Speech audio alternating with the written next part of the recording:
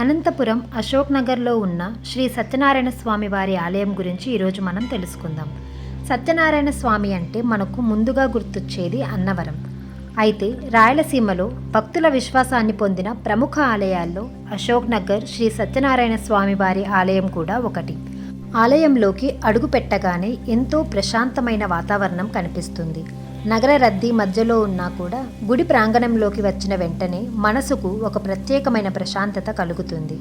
భక్తితో స్వామివారిని దర్శించుకుంటే మనసులోని ఆందోళనలు తొలగిపోయినట్లుగా అనిపిస్తుంది.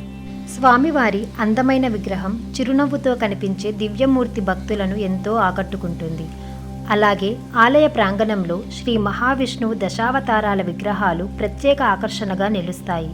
మత్స్య, కూర్మ, వరాహ, నరసింహ, వామన, పరశురామ, శ్రీరామ, శ్రీకృష్ణ మరియు ఇతర అవతారాల రూపాలు ఎంతో అందంగా ప్రతిష్ఠించారు.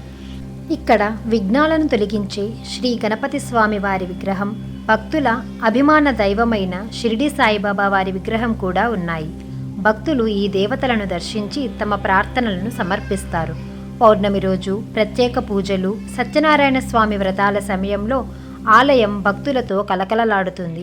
కుటుంబ సుఖశాంతులు, ఆరోగ్యం, ఐశ్వర్యం కోసం ఎంతోమంది భక్తులు ఇక్కడికి వచ్చి స్వామివారి ఆశీస్సులు పొందుతారు. అన్నవరం తరువాత రాయలసీమలో సత్యనారాయణ స్వామి వారి భక్తులు తప్పక దర్శించాల్సిన పవిత్ర ఆలయాల్లో ఈ అశోక్ నగర్ శ్రీ సత్యనారాయణ స్వామి వారి ఆలయం కూడా ఒకటి.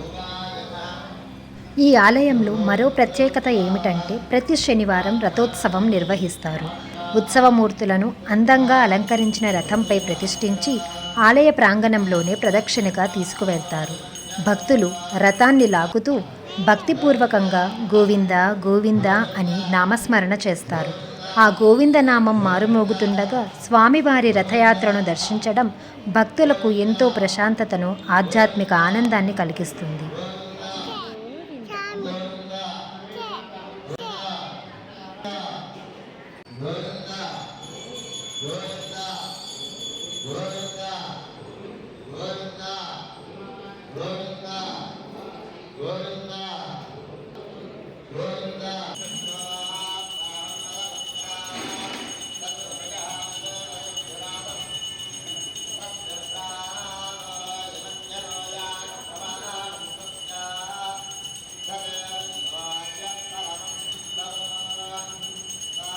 భక్తి, ప్రశాంతత కలగలిసిన ఈ ఆలయాన్ని మీరు కూడా అనంతపురంకి వచ్చినప్పుడు తప్పకుండా ఒకసారి దర్శించండి. మరిన్ని ఇలాంటి వీడియోల కోసం please subscribe my channel. Thank you.